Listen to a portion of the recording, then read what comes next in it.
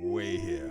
Hello again, another time here for the Tao Daily Tarot. Thank you very much for being here, first timer, long timer, cross watcher. No problem, always welcome. You know that. Now, for the first timers, let me very quickly review what makes this tarot reading different from other tarot readings, because there is a subtle but significant difference. First of all, you get an idea in the name, the Tao Daily Tarot. Tao is basic, it's simple, it's direct, it's clean, it's empowering. So I read 8 to 10 cards, archetypal readings. They come from 4 different decks. Nice mix, but again, very simple, very plain, very clean, very clear. And to help that along, what I do is I focus on manifesting energy. Okay, we take a single manifesting energy with every read, and you apply that to your life situation. You can tap in, tap out, your choice. But this is the predominant manifesting energy at this moment. It could go on today, tomorrow, next week, next month, maybe into 2022.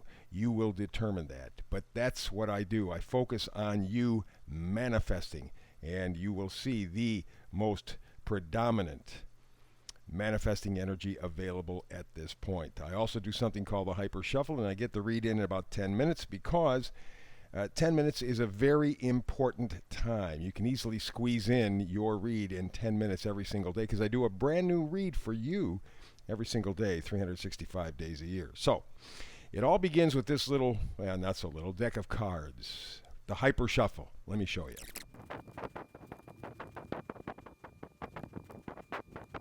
So, there you go. There is the Hyper Shuffle, and here is today's Tao Daily Tarot. Let's begin with the manifesting frequency. It is why. Very small word, very simple question. But it is what you will spend 2022 trying to figure out or learning to accept. Why? What's going on and why is it going on in my life? Yeah, it's a tiny word. Big, big, big implications. Why? So that is the manifesting energy for today. Let's move on to the cards of coming and going energy. 6 of Pentacles. Reciprocity. I want what's fair. I will give as well as receive, but I want to do so in equal measure. Right now, that seems out of whack a little bit. You are giving a whole lot more than you're getting, and you got to figure out why. Why? Again, a very important question, because pentacles are things that we value, right? And so it may be that what you are valuing really isn't worth valuing, and that's why you can't get reciprocity. We move from there to the Knight of Pentacles. The Knight of Pentacles delivers the message of what you value. Knight of Pentacles is very slow. I mean, real slow, but they're thorough, they're practical, they're realistic, they're cautious. And so the Knight of Pentacles brings to you the things that are really valuable to you. Yeah, I know a lot of card readers go, well, Pentacles, that must mean money. You're going to get lots of money, a new job. Could be. But remember, pentacles are things that you value. And that's so important right now in answering that question, why? Why? What do I value, and why do I value any of it? That's what the last couple of years has really been for a lot of people. To take a look at what your value system is, see where you need to make some changes. And boy, we need to make some changes. And so the Knight of Pentacles is continuing his delivery of that message. What is important to you? And again, why is it important to you? Well, it's important to you because you were told that it was important. Yeah. Power structure says this is the way you have to do it. And because we have the power, which you give them anyway, just by saying yeah. If you said no, they wouldn't have any power, but you say yeah. And you're beginning to see that maybe what this Hierophant, what this power in your life is telling you about what's important, how to live, maybe it's not worth a darn. Maybe it's false. In fact, maybe it actually even hurts you. But they never told you that. But you're seeing over the last couple of years at least how your values have been imprinted on you. And for the most part, you never even chose them. You just accepted them. And with your acceptance, created the problem. So now you got to walk away. You're used to it, you love it. Cups are things that you love, but you could also say, well, geez, if I'm used to them and I am somewhat comfortable with them, then I must love them. There's an attachment there. And you see the full moon up at the top. I think by the full moon coming up, I think on the 19th, I think things will change considerably.